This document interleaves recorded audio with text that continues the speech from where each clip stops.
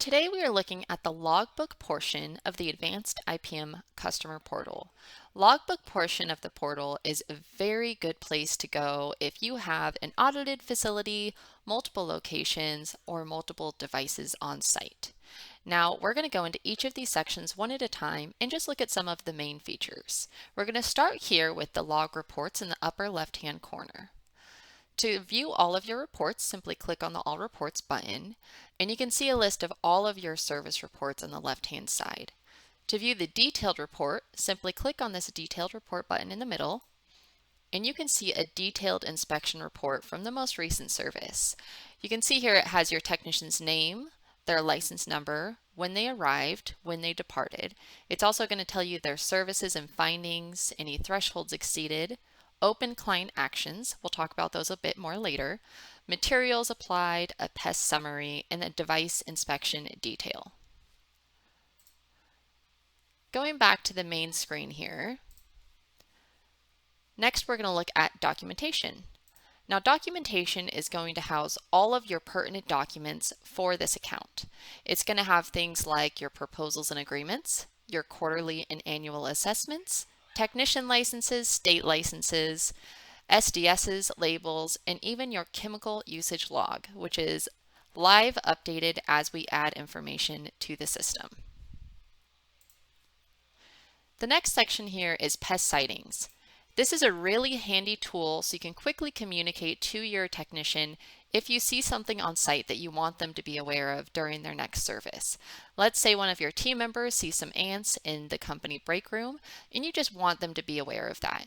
You'd simply click this new sighting and you can add a summary of what you saw, where you saw it, and they can view that, comment on it, and resolve it during their next visit. The equipment maps section is where you can see any maps that you have in the system. It will have different tabs at the bottom if you have interior, exterior, multiple locations or buildings, and you'll see a basic summary and a legend of any devices you have and any activity at that site.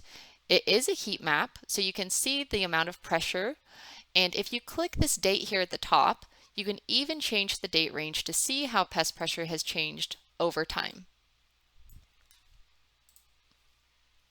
The trends section is a nice way to see pest trends by device type. So you can see here is your critical area summary, and you can click on different device types at the bottom to kind of see the grids and the legends for each of these areas. So we can see here is our 2022 interior check grid for this location, and you can see the legend kind of tells us where the thresholds are on each date and each device number. You can hover over the device numbers to see detailed information on those dates. There's even a previous year section, so if you were on site the previous year, you can see the year-over-year comparison. The last section here is the client action section. Now the client action section is sort of a clean record of any client actions that your technician has asked you about or recommended to you during their visits. So if your technician were to say, see a roll-up door open when no shipment was being loaded or unloaded, they might leave a client action and let you know that this is a conducive condition, and to prevent pest problems, they would recommend keeping that closed when not in use. They might upload photos like this technician did, and you can go in and you can make notes, comments, and resolve these as well. That is the logbook portion of the Advanced IPM customer portal. Please do reach out if you have any questions.